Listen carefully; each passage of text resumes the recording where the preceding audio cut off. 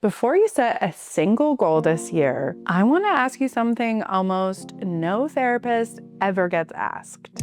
What do you actually want this year? Not your clients, not your colleagues, not your family, you. Hi, I'm Dr. Annie. I'm a licensed psychologist and a digital nomad therapist. And every January, I see therapists jumping straight into productivity mode without ever asking, does the life I'm building even feel good to me? This isn't about hustling harder or making a business plan. It's about getting honest about what you want your life and your practice to feel like this year. So let's dive in.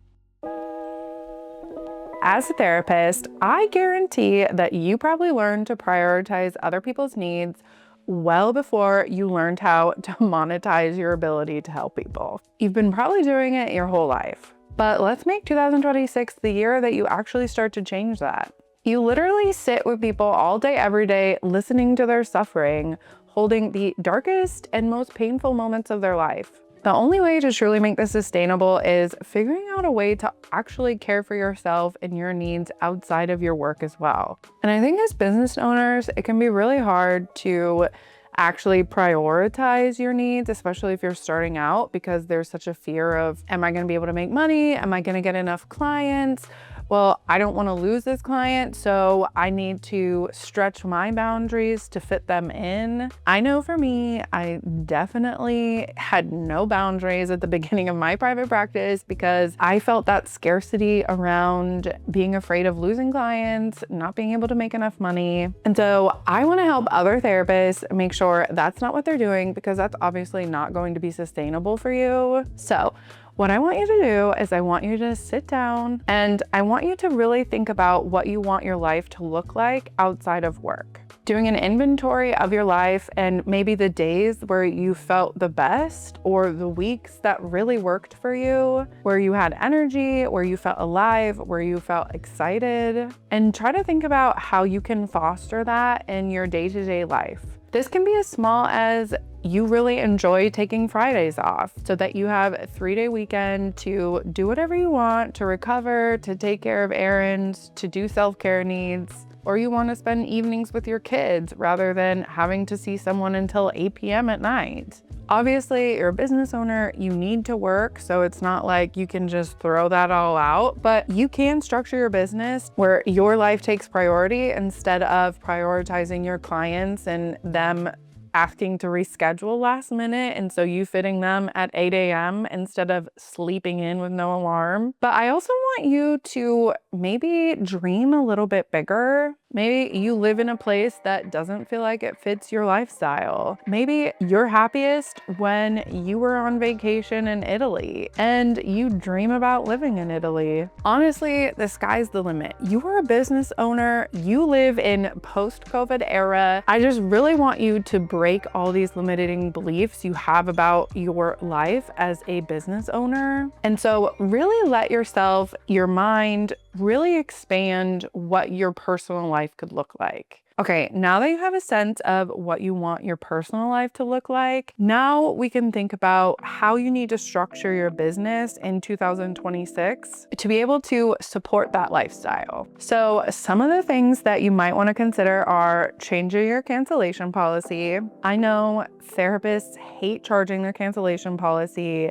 They let people slide. They don't charge it at all. But charging your cancellation policy can be a really great way to protect your personal life. I know there are a lot of therapists who end up seeing 30 clients a week, mainly because they know there's going to be several cancellations. But I want you to know that that doesn't have to be you. In 2024, I actually changed to a reschedule only cancellation policy. So I have a certain number of clients that I allow myself to take, and they get a dedicated time slot every week. And if they can't make it or they need to cancel, they're still charged for that session, or they're allowed to reschedule within that week. Or if they're like traveling or something, they can schedule to the week before or after the week that they're out. And this really allows me to not have to overbook my schedule for the potential of losing income from cancellations. And it helps me not feel resentful of my work and my time. Another thing you might want to consider is increasing your fee, I know there's a lot of therapists who increase their fee yearly to account for inflation, things like that. But if you're someone who started out with a low fee because you were really anxious, nobody was going to find value and not want to pay your fee, but now you're a couple years in and you really feel like your $150 or maybe even $200 doesn't really reflect the value you bring to your clients' lives, you might really want to consider increasing your fee. I know this is something I'm still personally working on in terms of like increasing with past clients, but this is something I'm also going to be working on in 2026. So leave a comment below if that's something you want to do and we can be accountability buddies. But I think as a business owner, you need to make money, and a way to do that is to charging more. And when you charge a higher fee, you need to see less clients. If you charge $100 instead of $200, you're going to have to see more people to make the same amount of money if you just charge $200 a session. To follow up on that, another thing you might want to consider for 2026 is getting off those soul-sucking insurance panels and build a cash pay practice where you're not having to spend your free time chasing after these insurance companies to pay you, or having to respond to audits, or pay someone to do it for you. Cash pay practice is incredible and definitely something you should consider in 2026. And if that's something that you're not quite ready for, maybe consider dropping 1 to 2 insurance panels that pay you the least. Another thing to consider is evaluating your schedule and your availability. Like I said earlier, if you really want slow mornings, change your schedule to where you're working in the afternoons and early evenings. Or if you have kids and you want to be able to be the one to pick them up from school, have earlier mornings or early afternoon times. I feel like it's really easy to feel like you have to fit yourself into your client's schedule, but that's not how it has to be. I think it can be easy to feel like if you change your schedule or you're not available when your clients are available, then you'll lose clients. But I honestly haven't found that to be the case.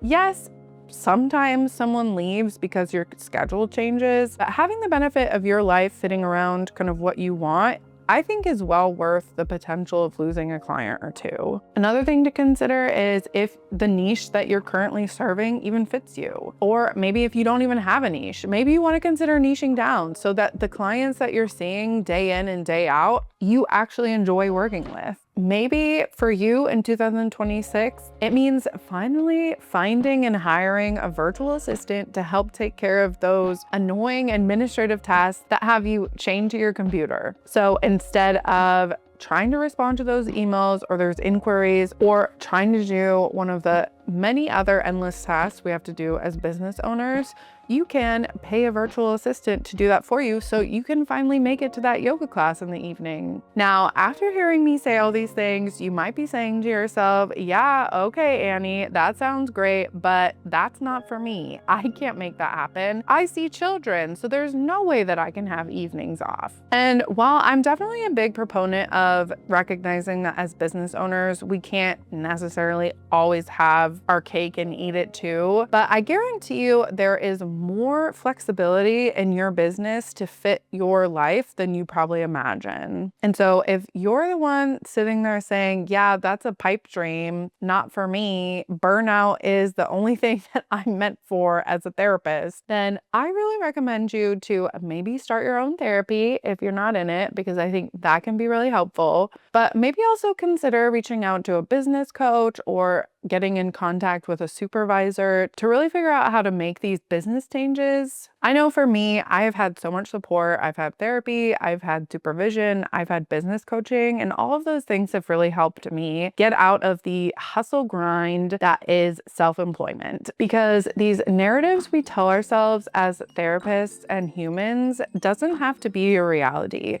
Your life really can be enjoyable. Your work as a therapist doesn't have to be your entire identity. Zoning out, watching Netflix, or scrolling on your phone doesn't have to be the end-all be-all of your weekends or your evenings or your mornings. Your business can actually help you thrive rather than drain you. And I'm here to cheer you on and help you realize that. That's all for you today. If you found this helpful, definitely hit like and subscribe for future content all all about building a flexible practice, working online as a therapist, and building a life that actually feels good to you. Leave a comment below of what you want more of in 2026.